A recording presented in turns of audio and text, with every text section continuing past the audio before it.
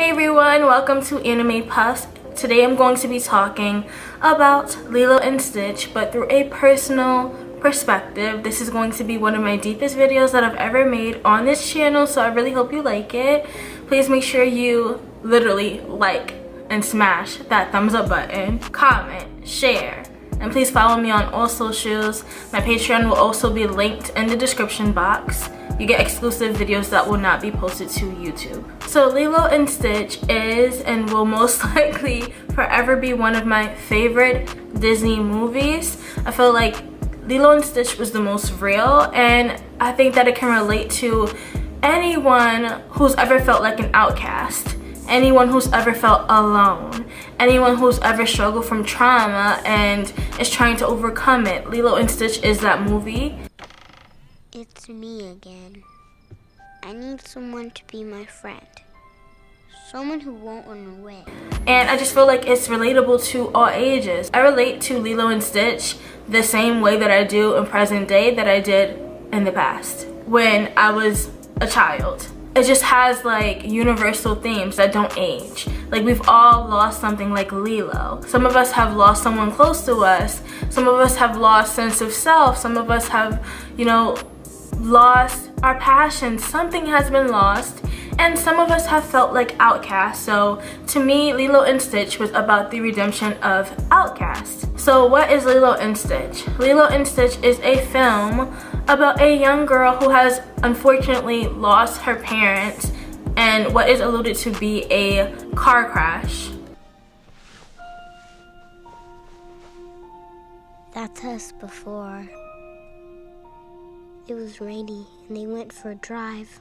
And because of this, her sister Nani is struggling to raise her. Nani is very young and she is struggling to maintain a job because she constantly is losing it because she has to spend so much time with Lilo, or just unfortunate events happen that really prohibit Nani from holding down a job.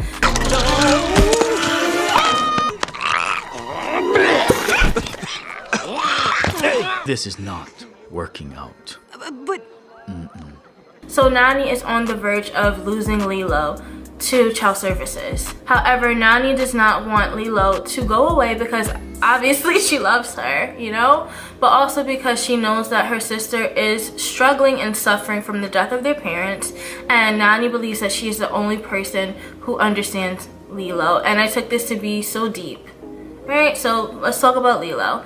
Lilo is strange and she is creepy. She's into creepy things. Like, she literally has a doll named Scrump that looks like a voodoo doll. Lilo also loves to take weird pictures of things that she finds interesting. Like, most of her pictures in her collection are of odd things, such as, chunky or fat tourists, eating ice cream. Like, that is so weird. Lilo also has an obsession with old school music.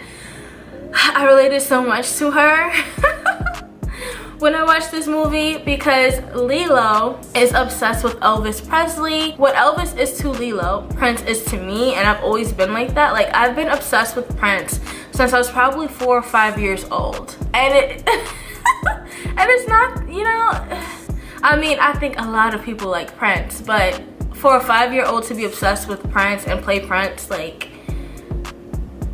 it's a little strange. Lilo is also into odd and creepy stories.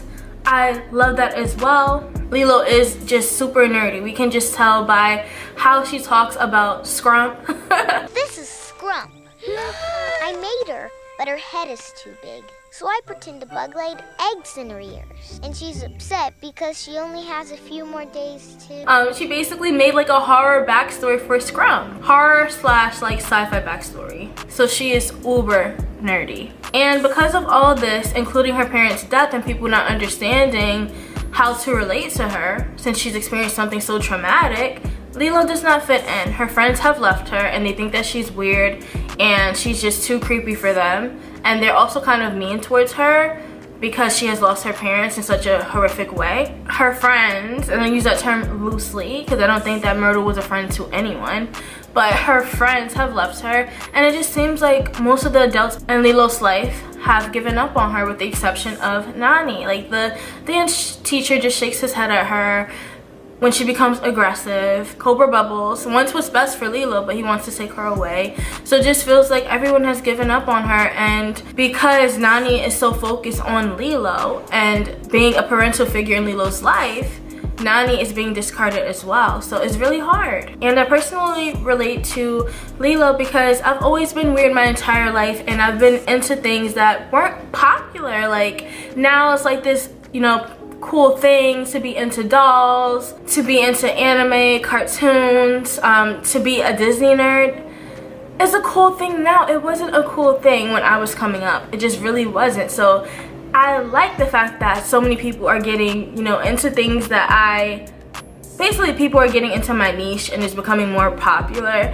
However, it just wasn't a cool thing. So I related to her, and oftentimes when I was coming up, I just felt so alone because I didn't feel like anyone could relate to me. Like y'all already know, some of y'all who watch my lives know that I have been a Barbie nerd for years. I used to get, you know, made fun of and bullied for that.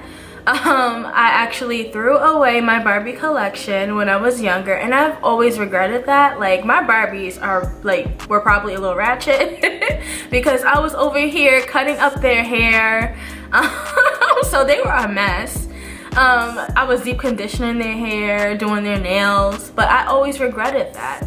And it wasn't until recently that I actually started to rebuild my collection. And I've always been obsessed with witches and other mythical creatures, just everything under the sun. I love horror, I love thrillers, I just don't love too much gore. And overall, I can be very creepy. Even my creepiness, I feel like, is weird to some people because it's like I'm upbeat and perky, but I like creepy shit. I really do. Some of y'all gonna hate me, but I enjoyed in Full Metal Alchemist when Ed and Al thought they were bringing their mother back from the dead, and they brought back this zombie-esque thing. Like, I enjoyed that scene immensely. I love the drawing, I love the animation style, I love how eerie and dark it was.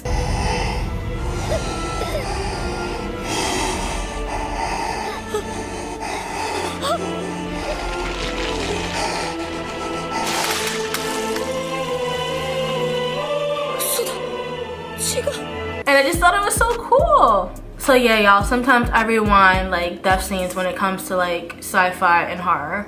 I rewind it and I laugh.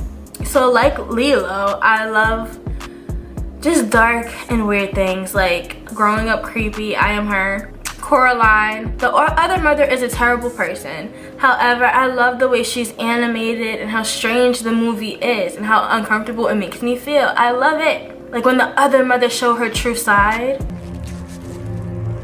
3! What are you doing? And I live for Azula. I think that she is just so off, and her sense of humor is so dry and just offbeat. I love the creepy music that they play whenever she comes on the scene. That's a sharp outfit, Chan.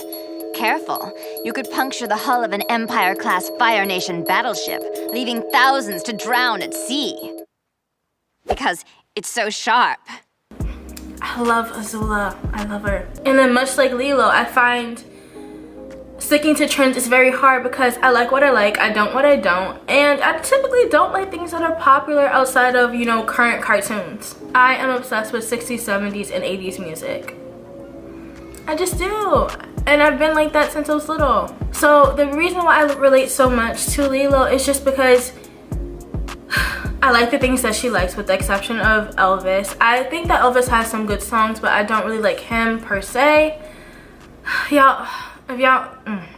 Elvis has done some terrible things. However, I just get who Lilo is. And I just love how just strange Lilo and Stitch are together. They're both misfits. And nowadays, people are able to celebrate their differences to a certain extent because I think that society is still regressive. However, growing up, this just wasn't the common thing to do, and still to this day, some people are demonized for their interests, just like Lilo's demonized. She is basically being punished by society for being true to who she is. Like, much of what Lilo experiences is a result of her basically trying to act out to get Nani's attention and to find answers and to cope with the death of her parents, but a lot of that is just her. She is strange, and that should be fine. But what I found most notable about the film is that Lilo finds her people. So Lilo's whole life changes when she meets Stitch, who is a blue alien who was created by Jumba, who is just extremely destructive, but he likes the same things that Lilo likes, and he's able to learn from his destructive behavior and stop self-sabotaging and hurting people that he loves. So that's really cool. He's also into Elvis. He likes all the creepy stuff that Lilo likes. He's gross. Like, he's just this kooky alien that just brings so much joy into her life, because without Stitch, we wouldn't have Jumba, Pleakley, and the softer side of Cobra. You know, like, we wouldn't have any of that. So I'm just happy that he brought some light into her life. And Stitch too is an outcast because he was created for a not so great reason, but he was able to turn that on its head, and he did not get along with the people in Lilo's town because he was just too strange and disruptive. But he learned how to blend in a little bit, but also how to be himself and create a new path in life for himself. So I really do love Stitch, and I think that Stitch's introduction into Lilo's life is just to show how sometimes what we want and what we need just comes in, you know, unexpected ways and in odd packaging. She has Jumba, who is a weird outcast scientist who is supposed to be an evil scientist, an evil genius, but he's not that evil if we really want to talk about that. Like, he programmed Stitch to destroy San Francisco, but also to steal everyone's left shoe. The world is Jumba's oyster. However, he just wants to take people's left shoe. Like, that is so weird. Like, who thinks to do things like that? But I find that oddly satisfying that Jumba is just so strange. We have Pleakley, who is obsessed with mosquitoes, which I'm not. But that's just, you know, too much. But I can understand just having weird obsessions. Like, I've been obsessed with ladybugs and butterflies for the longest. Like, yes, sometimes I save ladybugs. And Pleakley is very, you know, gender non-conforming or gender fluid, actually. So he's been kind of outcast, or they is what we should really be calling Pleakley. They have been outcast. And then Cobra Bubbles, who is literally fighting with aliens and trying to protect the world. But what I love most about Lilo and Stitch is that, again, Lilo finds her people. They are not the perfect family, but their family is perfect to them. This is my family. I found it all on my own. It's little and broken, but still good. And that was just one of the biggest takeaways from this film, is that it's okay to be weird because eventually you'll find your people as long as you stay true to who you are. And it's okay to be weird and like weird things. Lilo acted out, and she did some of the creepy stuff that she did because of the death of her parents and her struggling to find answers and just not being able to fit in. She needed a resource. But all of that, but a lot of the things that she did is just who she is. She's not into popular or trendy things. She's just quirky and dark and creepy, and I just really do love it. And I will forever love Lilo and Stitch because I just relate so much to her, being an outcast, going through trauma, and just finding my people. And I'm happy that I found you all, or you found me. But thank you so much for watching. Please make sure you like, comment, and subscribe. Did you relate to Lilo and Stitch coming up? Please list that in the comment section below if you have. And what were your personal takeaways from Lilo and Stitch? Thank you so much for watching. Bye-bye.